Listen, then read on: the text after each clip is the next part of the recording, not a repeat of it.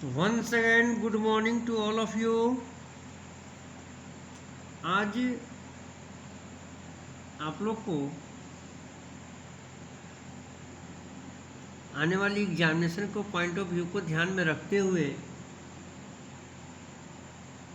Capital gain, ये आपने ने कहा था आप लोगों ने कि मुझे कैपिटल में कुछ कन्फ्यूजन है, उसको दूर करने के लिए और रिवीजन के हिसाब से मैं आप लोगों को आज बता रहा हूँ कि capital gain, income from capital gain, income from capital gains का कैलकुलेशन, टैक्सेबल इनकम कैसे होते हैं, इस संबंध में आपको जानकारी देंगे।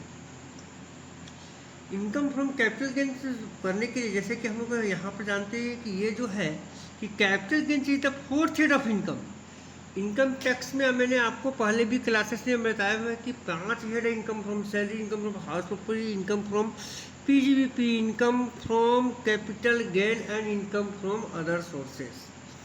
तो इस प्रकार कैपिटल गेन जो है आपका इनकम टैक्स का फोर्थ हेड है, ये चौथा हेड है और इसमें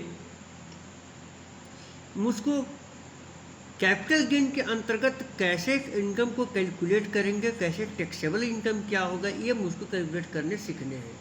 तो चलिए, जैसा कि मैंने बताया कि हर हेड का अपना अपना एक चार्जिंग सेक्शन होता है जिसके अंतर्गत वो टैक्सेबल होता है। इनकम फ्रॉम कैपिटल गेन में भी चार्जिंग सेक्शन है 45(1). 45(1) के अंतर्गत इनकम फ्रॉम टैक्सेबल गेन में दो ही पॉइंट आपको महत्वपूर्ण मिलेंगे, जो हम आपको डेफिनेशन से आपको बताएंगे कि बेसिस ऑफ चार्जेज में क्या है बेसिक कर लिखिए, कर लगाने का, टैक्स लगाने का आधार क्या होता है। उस चीज़ को अगर डेफिनेशन क्लियर हो जाए तो आप निश्चित रूप से इसके कैलकुलेशन में आपको कोई समस्या नहीं होगी।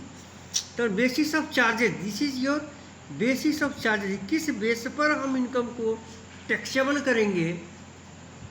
देखें बेसिस ऑफ चार्ज में क्या दिए हुए हैं। The basis of charge is the profit और gain arising, one second definition is, listen carefully, profit और गेन्स अराइजिंग फ्रॉम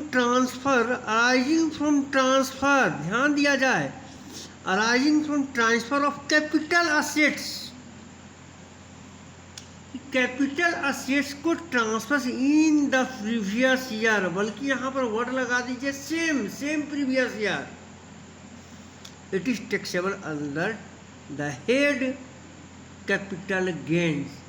इस बेसिस ऑफ चार्ज में यहाँ स्पष्ट लिखा हुआ है कि कोई भी प्रॉफिट और गेन हो, कैसे, arising from transfer of capital assets, कि कैपिटल असेट्स को ट्रांसफर करने से जो आपको प्रॉफिट या गेन्स हो वो कैपिटल गेन होगा। तो यहाँ पर हम ट्रांसफर, यहाँ पर दो वर्ड बहुत की वर्ड है जिसको आपको समझने हैं। नंबर 1 है ट्रांसफर एंड नंबर 2 है कैपिटल असेट्स।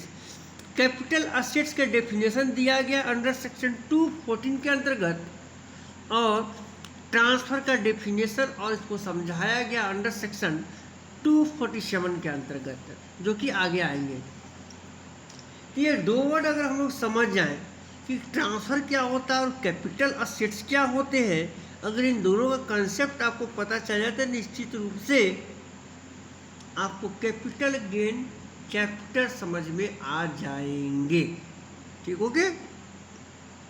तो एसेंशियल इसमें क्या हुआ, 10 the essential elements of capital gains are, कि क्या क्या है भाई, इसको फिर से हम बता दे रहे हैं कि कोई भी कि गत वर्ष में किसी पूंजी संपत्ति के हस्तांतरण से, ट्रांसफर से होने वाला लाभ, ध्यान दे, पूंजी संपत्ति से के ट्रांसफर से होने वाला लाभ वो कैपिटल गेन कहलाता है, और यह जिस वर्ष में ट्रांसफर होता है उसी वर्ष का इनकम माना जाता है।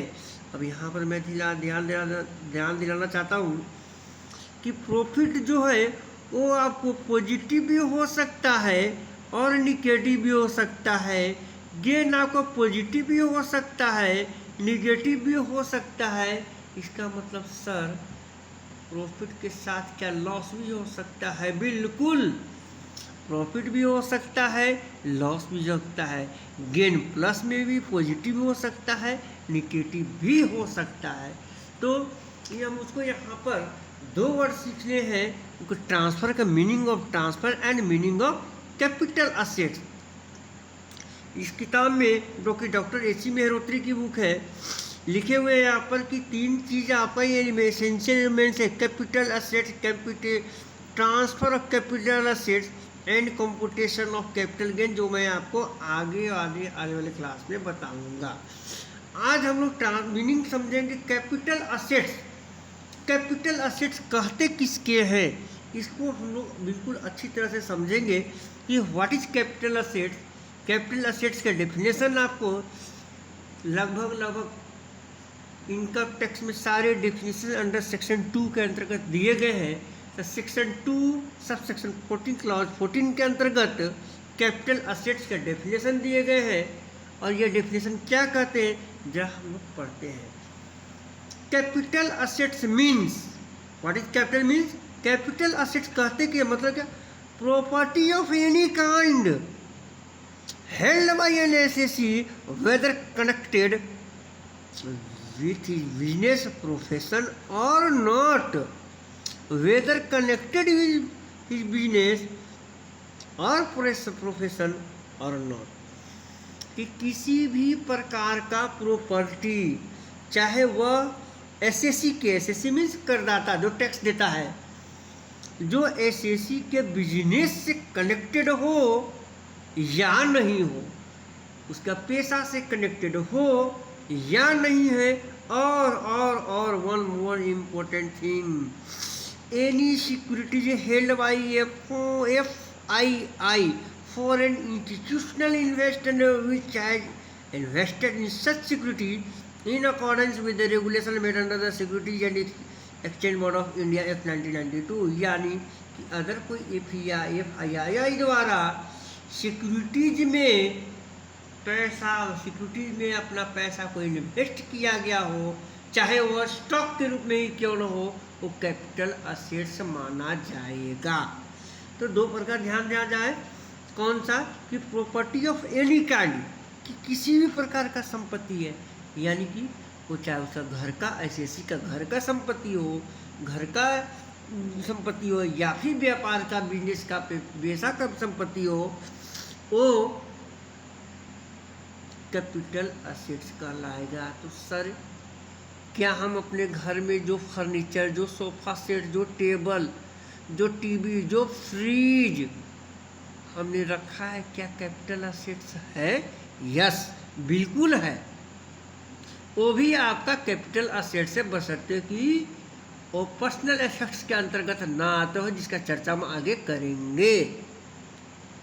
इस प्रकार ये लिखा हो कैपिटल असेट्स में भी हो सकता है, इंपॉर्टेंट थिंग, कैपिटल असेट्स में भी मूवेबल और इमूवेबल, मूवेबल भी हो सकता है, इमूवेबल भी हो सकता है, टेंजिबल और इंटेंजिबल, दृश्यमान और अदृश्यमान, दिखाई पड़े या ना दिखाई पड़े, लाइक गुडविल, एंड फिक्स्ड और फ्लोटिंग भी हो सकता है capital assets. Capital assets includes, capital assets क्या क्या शामिल करते हैं, land, building, plant, machinery, investment, goodwill, leasehold right, jewellery, shares and manufacturing licence etcetera. ये सारी चीज को हम लोग पूंजी संपत्ति में कैपिटल असेट्स के रूप में शामिल करते हैं। ओके, लेकिन इनकम टैक्स, अगर आप इनकम टैक्स ने ये नहीं बतलाया है कि कौन कौन सा कैपिटल असेट्स है, बल्कि ये बतलाया है कि कौन कौन सा कैपिटल असेट्स नहीं है। अगर उन असेट्स को हम लोग छोड़ देंगे तो बाकी जो असेट्स हैं वो आपका कैपिटल असेट्स होंगे। तो इनकम टैक्स को अगर आपको कुछ हेड से लगभग मैं समझता हूँ कि 5 पॉइंट्स दिए हुए हैं, उस 5 पॉइंट्स के अंतर्गत वो कैपिटल असेट्स नहीं मानते हैं, और बाकी जो भी बच जाए वो कैपिटल असेट्स के अंतर्गत शामिल होंगे। तो 5 हेड्स क्या क्या है, exceptions, yes, property includes any right in or in relation to an Indian company includes right of the management or control or any other right whatsoever exception। ये एक्सेप्शन क्या है कि कौन कौन सा संपत्ति जो है कैपिटल असेट्स में शामिल नहीं करते हैं। इनकम टैक्स में कुछ एक्सेप्शन बताए गए हैं कि ये सारे संपत्ति आपका कैपिटल असेट्स नहीं है, और इन संपत्ति को छोड़ करके दुनिया का बाकी जो संपत्ति बचेगा वो कैपिटल असेट्स के अंतर्गत शामिल करेंगे, और उसको बेचने से, उसको ट्रांसफ़र करने से होने वाला लाभ या गेन को इनकम फ्रॉम कैपिटल गेन के अंतर्गत टैक्सेबल करेंगे। तो ये 5 पॉइंट्स मैं आपको बताना जा रहा हूँ कि कौन कौन सा असेट्स है जो कैपिटल असेट्स के अंतर्गत शामिल नहीं होते हैं, जिसमें नंबर 1 है commercial goods. Number 1 point to be noted, commercial goods. वह कमर्शियल गुड्स मीन्स कि जो भी गुड्स आपके व्यापार में क्रय विक्रय करके लाभ कमाने के उद्देश्य से रखा, यानी कि स्टॉक इन ट्रेड। जो भी स्टॉक इन ट्रेड है, चाहे वो WIP के फॉर्म में हो, फिनिश गुड्स में रहे या गुड्स के रूप में रहे, अगर वो स्टॉक इन ट्रेड है तो आपका कैपिटल असेट्स नहीं मानेंगे। लेकिन जो को गुड्स FII के अंतर्गत सिक्योरिटीज में रहेगा वो कैपिटल असेट्स माना जाएगा। ओके, तो पहला हो गया स्टॉक इन ट्रेड, यानी को स्टॉक इन ट्रेड को हम लोग कैपिटल असेट्स के रूप में नहीं मानेंगे। दूसरा है पर्सनल यूज और personal effects. Movable, very important thing, movable assets for personal use. Sir, हम जो कपड़ा पहने हैं, हम जो घर में अपना बर्तन है, क्या वो मेरा कैपिटल असेट्स है? इसमें देखा जाएगा कि जो आप डे टू डे वर्क में आपका यूज में है, जो आपका पर्सनल चीज़ है, वो कैपिटल असेट्स नहीं माना जाता है। तो कैपिटल असेट्स आखिर है क्या? यानी ऐसा कोई भी चल संपत्ति जो SSC पर या उसके आश्रित परिवार पर किसी सदस्य के व्यक्तिगत प्रयोग के लिए जो रखा जाता है वो कैपिटल असेट्स नहीं कहना। जैसे पहनने के कपड़े हो गया, फर्नीचर है, मोटर कार है, या अन्य कोई वाहन है, टेलीविज़न हो, कंप्यूटर हो, या अन्य कोई घरेलू प्रयोग के लिए, या कोई बिजली का सामान हो, ये कैपिटल असेट्स में नहीं आएंगे। लेकिन स्पष्ट लिखा हुआ है कि मूवेबल असेट, ध्यान दिया जाए, मूवेबल असेट्स, यह point to be noted, including wearing cloth and furniture held for personal use may be SSC by the SSC or any member of his family dependent on him। इस प्रकार अगर मानिए sir मेरा अपना घर है तो मेरा यूज करते थे, लेकिन नहीं, घर आपका कैपिटल असेट्स के रूप में माना जाएगा, क्योंकि यहाँ पर स्पष्ट बोला कि इमूवेबल असेट्स नहीं, घर जो होगा, रेसिडेंस जो होगा आपका, वो इमूवेबल प्रॉपर्टी है, इसलिए उसको हम लोग कैपिटल असेट्स ट्रीट करेंगे। लेकिन जो आपका पहनना कपड़ा है, जो कार है या व्हीकल है, रेफ्रिजरेटर है, टेलीविज़न है, लैपटॉप है, ये इलेक्ट्रिक एप्लायंसेस है, ये सारे को हम लोग कैपिटल असेट्स ट्रीट नहीं करेंगे। इसमें एक चीज़ और एक्सेप्शन है, पर्सनल यूज में कुछ ऐसे भी पर्सनल यूज होते हैं जिसको पर्सनल इफेक्ट्स न मान करके कैपिटल असेट्स माना गया है। जैसे एक्सेप्शन, ध्यान दिया जाए, exception means personal effects, personal use से वैसा संपत्ति है जो आपके पर्सनल है लेकिन वो कैपिटल असेट्स माने जाएंगे। The following assets will not be treated as personal effect। ये सारा चीज जो है वो पर्सनल इफेक्ट नहीं माने जाते हैं। जैसे एंड लाइबल टू टैक्स, और उस पर टैक्स आपको, अगर उसको ट्रांसफर करते हैं, इसको सेल करते हैं, इसको बेचते हैं तो आपको टैक्स देने पड़ेंगे। आर्कियोलॉजिकल कलेक्शन, पुराना सिक्का, राजा अशोक का, राजा अकबर का सिक्का आपने रखा है, उसका एक अच्छा का हैंडसम रकम आपको बेचने से मिलता है, तो ऐसा कोई कलेक्शन अगर आपके पास है तो आपका पर्सनल इफेक्ट से नहीं माने जाएंगे और उसके ट्रांसफ़र से होने वाला कोई भी प्रॉफिट या गेन को कैपिटल गेन के अंतर्गत टैक्सेबल किया जाएगा। इसी प्रकार कोई ड्राइंग्स है, पेंटिंग है, स्कल्पचर्स है, एनी वर्क ऑफ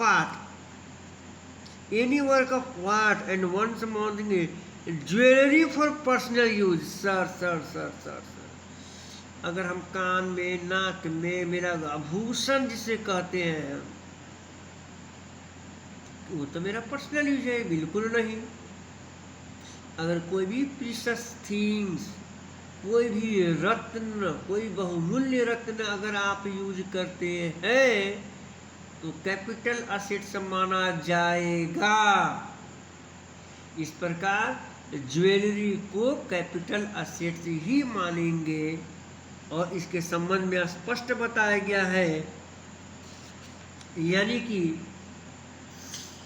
कोई भी सोना, चांदी, प्लेटिनम आदि के जेवर पहनने के वस्त्र में जड़े भी हो, अक्सर देखते हैं, हम नाम नहीं लेंगे किसी नेता का या किसी और का, अपने कड़े में सोने का जरी लगाते हैं,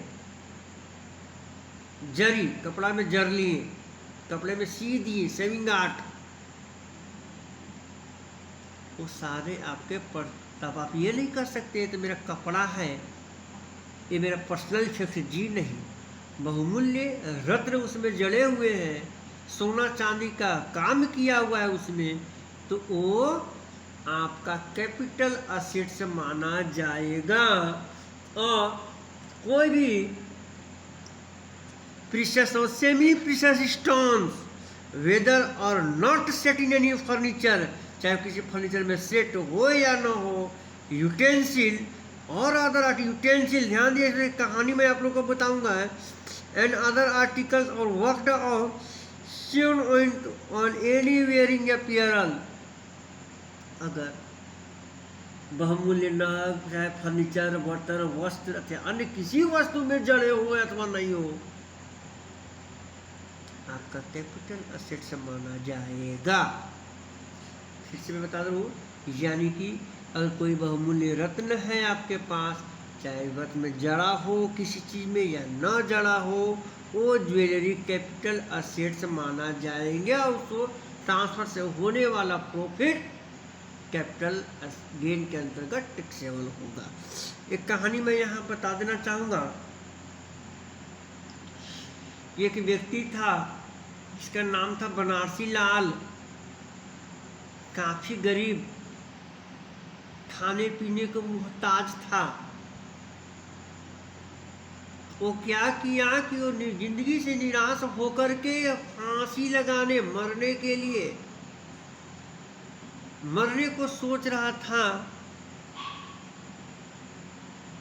और इसी दरमियान खेती के दरमियान, यानी वो कंगाली की स्थिति में था, खेती के दरमियान उसको खेत से घर में रखे हुए या खेत जो मानना है मान लीजिए, कुछ बर्तन मिले, यूटेंसिल्स से प्राप्त हुए। उसने क्या क्या मार्केट में बेच दिया, और जैसे ही बेचा इनकम टैक्स वाले का नोटिस आ गया। कहानी को ध्यान से सुनिएगा। इनकम टैक्स वाले का नोटिस आ गया कि भाई तुम बेचे हो, ट्रांसफर किए, टैक्स दो। इसने कहा कि भाई हमने तो अपने घर में पर्सनल इफेक्ट की चीज़ें, चांदी का बर्तन मैंने बेचा है, तो प्लेट बेचा है, कटोरी बेचे है, चम्मच बेचा है, ये मेरे बाप दादा का, पूर्वजों का परंपरा था कि देवताओं को भोग लगाते थे तो चांदी के थाली में यूज करते थे, देते थे।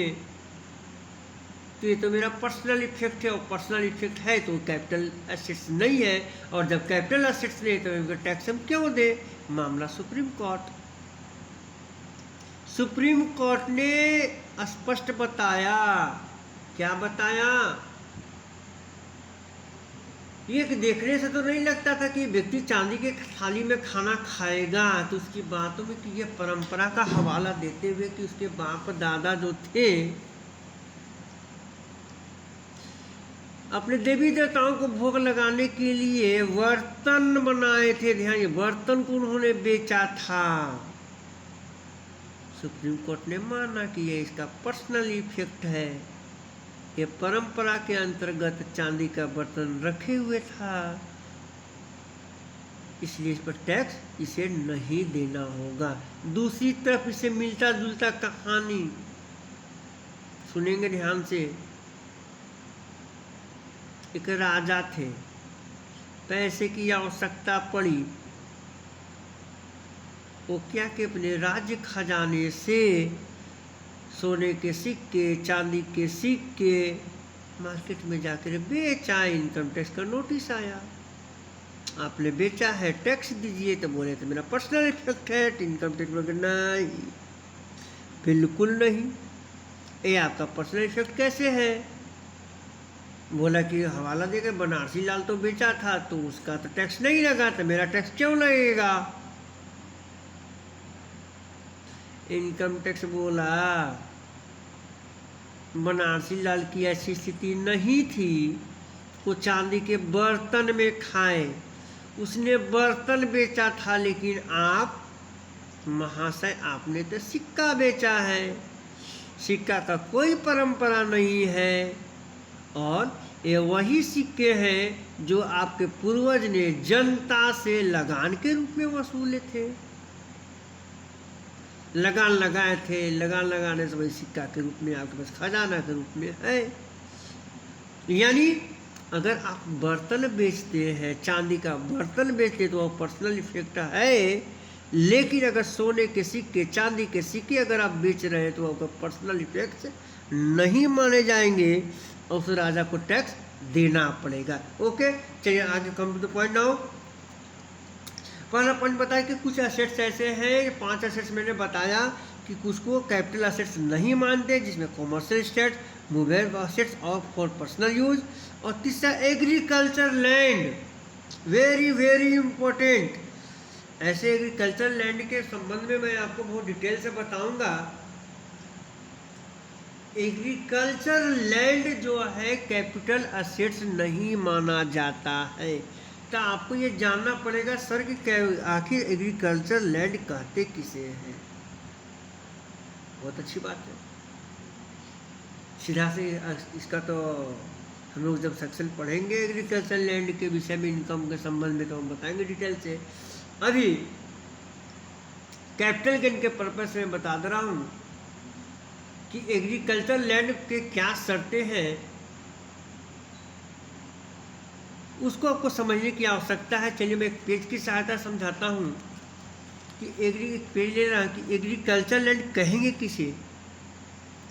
तो एग्रीकल्चर लैंड के लिए एक स्पेसिफाइड लिमिट आपको तय किया गया है कि अगर कोई भी लैंड जिसमें ऐसा नहीं है कि कोई भी एग्रीकल्चर एक्टिविटी किसी ज़मीन पर कर दे तो वो मेरा एग्रीकल्चर लैंड कहलाएगा, नहीं, बिल्कुल नहीं। गवर्नमेंट ने कुछ तय किए हैं, सीमा तय किए हैं। क्या तय किए हैं कि अगर वो स्पेसिफाइड लिमिट में नहीं आते, सिचुएटेड नहीं है, तो ही वो एग्रीकल्चर माने जाएंगे। जैसे क्या तय किए गए हैं, अगर मान लीजिए किसी एक वेल नोन मेट्रोपॉलिटन सिटी में, हम बिग शहर में 50 एकड़ में हम अपना ज़मीन रखे हुए हैं, उस एक कोना पे एक मकान बना है, बाकी में कॉमर्शियल एक्टिविटीज़ करते हैं, उसको बेच देते हैं उसके ज़मीन को, तो क्या वो कॉमर्शियल लैंड होगा? एग्रीकल्चर लैंड होगा? बिल्कुल नहीं। तो यहाँ पर आपको समझना होगा कि एग्रीकल्चर लैंड आखिर कहते किसे हैं। तो यहाँ पर तय किया गया है, एक लिमिट है, समझने का प्रयास करेंगे हम लोग उसको। क्या तय किया गया, ध्यान से देखिएगा कि agriculture land in India provided is not situated, कि नॉट सिचुएटेड, ये स्थित नहीं होना चाहिए। कहाँ स्थित नहीं होनी चाहिए भाई? Number 1, within the limits of any municipality or a cantonment board having a population of 10 lakh और मोर। मान लीजिए कोई ज़मीन है, ये ज़मीन का टुकड़ा है, ये शहर है, ये म्यूनसिपैलिटी एरिया है जिसका पॉपुलेशन 10 लाख से 1 लाख के बीच में है, 10 लाख से 1 लाख के। और यहाँ अगर कोई आपको कोई ज़मीन एग्रीकल्चर लैंड है जहाँ पर खेती का काम करते हैं, तो ये आपका एग्रीकल्चर लैंड नहीं माना जाएगा। लिमिट बढ़ाइए। अब म्यूनसिपैलिटी तो आप लोग समझते हैं, कैंटोनमेंट बोर्ड होता है यहाँ पर जहाँ पर एयरफोर्स वगैरह का छावनी रहते हैं, उसको कैंटोनमेंट बोर्ड बोलते हैं हम लोग। दूसरा बोलते हैं within the area major aerially specified वो लोग कि एयर से हवा में अगर मापी किया जाए, इसमें आपको ध्यान देना पड़ेगा कि किलोमीटर एंड पॉपुलेशन, ये दोनों चीज, किलोमीटर भी समझना है और पॉपुलेशन भी समझना है कि जनसंख्या पर और किलोमीटर पर ये डिपेंड करता है कि वो एग्रीकल्चर लैंड है या नहीं। Not mean more than 2 kilometre. चलिए इसका लिमिट एक बढ़ाते हैं 2 किलोमीटर। ये 2 किलोमीटर हम चारों तरफ से बढ़ा दिए तो बोलता है not mean more than 2 kilometre from the local limit and which has population more than 10,000 but not exceeding 1 lakh. Sorry, यहाँ पर 10,000 था, 1 लाख का लिमिट यहाँ तक है कि एक, अगर आप यहाँ से 2 किलोमीटर बढ़ते हैं तो पॉपुलेशन 1 लाख के अंतर्गत हो जाए। अगर 2 किलोमीटर बढ़ने पर यहाँ आपका ज़मीन अगर है तो भी वो एग्रीकल्चर लैंड नहीं माना जाएगा। अगर 10,000 आपका इस पॉपुलेशन में है, यहाँ से आप 2 किलोमीटर तक बढ़ गए एरियली, मैंने हवा में जैसे चिड़िया उड़ता है ना, उस प्रकार सीधा जिगजैग नहीं, सीधा अगर मापा जाए तो 2 किलोमीटर अगर बढ़ते हैं और पॉपुलेशन अगर 10,000 से 1 लाख के बीच में है और यहाँ आपका ज़मीन है तो वो एग्रीकल्चर लैंड नहीं माना जाएगा। फिर क्या बोलता है, वंस अगेन पेज को पलटते हैं बुक का हम लोग। नॉट बिंग 6 किलोमीटर, यहाँ से देखने 6 किलोमीटर तक बढ़ जाइए, एक लेयर और बढ़ाते हैं हम लोग। 6 किलोमीटर अगर बढ़ जाते हैं एरियली और 10 लाख तक, 10 लाख पॉपुलेशन जो है 10 लाख तक अगर हो, 6 किलोमीटर एरियली के हो अगर एयर से मापा जाए तो, और आपका ज़मीन यहाँ स्थित है इस जगह पर, तो एग्रीकल्चर लैंड नहीं माना जाएगा। और 8 to 10 लाख आगे है। Not being more then 8 lakh from the local limit and which है पॉपुलेशन और मोर देन 10 लाख। 6 किलोमीटर में 8 से 10 हो गया। Not being more than 6 kilometre from the local limit which है population of more than 1 lakh but not exceeding 10 lakh. 1 lakh से 10 लाख हो गया। और 8 से 10, अगर 10 लाख सपोज, अगर किलोमीटर अगर बढ़ा जाए, 8 किलोमीटर है, ये 8 किलोमीटर तक अगर आपका जाता है, ये 8 किलोमीटर तक, और population 10 more than 10 lakh, more than 10 lakh, अगर 10 लाख से ज़्यादा पॉपुलेशन हो जाते हैं और यहाँ आपका ज़मीन है तो आपका एग्रीकल्चर लैंड नहीं माना जाएगा। क्लियर? तो फिर से बता दें कि अगर म्यूनसिपैलिटी क्षेत्र के अंतर्गत है, 10,000 पॉपुलेशन है तो, और वहाँ आपकी ज़मीन है तो एग्रीकल्चर लैंड नहीं है। अगर 2 किलोमीटर तक है तो 10 लाख 1 लाख से नीचे है तो भी आप एग्रीकल्चर लैंड नहीं मानेंगे। अगर 6 किलोमीटर में 8 से 10 लाख के बीच में है तो भी एग्रीकल्चर लैंड नहीं है। अगर पॉपुलेशन 8 किलोमीटर एरिया जाते हैं और 10 लाख से अधिक पॉपुलेशन हो जाता है तो भी उसको एग्रीकल्चर लैंड नहीं मानेंगे। यानी कि 3 पॉइंट हमने क्लियर किया आपको। पहला क्या commercial stock goods, stock in trade, कोई भी personal effect, agriculture land and, और पॉइंट क्या रहा आपका,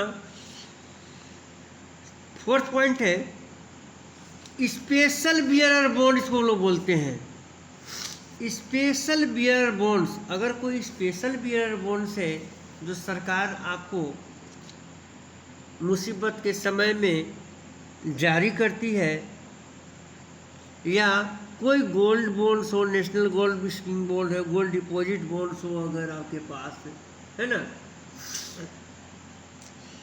तो ये आपका special bearer bonds, gold deposit bond, ये सारे कैपिटल असेट्स हमको नहीं माने जाते हैं। स्पेशल बियर बॉन्ड्स और गोल्ड बॉन्ड्स के संबंध में आपको बता दें, अक्सर में गोल्ड बॉन्ड सरकार द्वारा तब जारी किया जाता है जब युद्ध की स्थिति होती है। कहानी थोड़ा सा जान जाए इसके विषय में भी, जब चर्चा आई है तो, कि युद्ध की स्थिति होती है और सरकार को, जैसे वर्तमान में नहीं बताएंगे हम, देश का नाम अगल बगल से युद्ध चल रहे हैं, युद्ध की स्थिति है, यानी युद्ध की स्थिति बनी है और सरकार को धन की आवश्यकता हो। धन किस लिए भाई? युद्ध है, युद्ध की स्थिति है तो उसे बड़े बड़े तोप खरीदने हैं, लड़ाकू विमान खरीदने हैं, बहुत बड़े हथियार खरीदने, तो उसके लिए पैसे की आवश्यकता पड़ेगी। और अदर कंट्री ऐसा नहीं है कि आरबीआई जितना चाहे उतना नोट छापते, तो गोल्ड की सिक्योरिटी मानती है। तो सरकार जनता से बोलती है कि भाई आप लोग के पास जो है, जो भी सोना है हमारे पास जमा कर दीजिए, इसके बदले में आपको बॉन्ड्स देंगे, सिक्योरिटी के रूप में एक सर्टिफिकेट देंगे जिसे गोल्ड बॉन्ड्स नाम लिखा रहता है। तो जनता सरकार को मदद करती है, अपना जमा धन, जमा सोना सरकार को जमा करती है, और सरकार बदले में क्या करती है? एक सर्टिफिकेट दे देती है। और 2 साल, 4 साल, 5 साल, 10 साल, 20 साल के बाद जब वो मैच्योर होती है, तो मैच्योर होगी तो सरकार उतना पैसा देगा या फिर गोल्ड देगा, या गोल्ड नहीं देगा तो उतना का वैल्यू देगा आपको।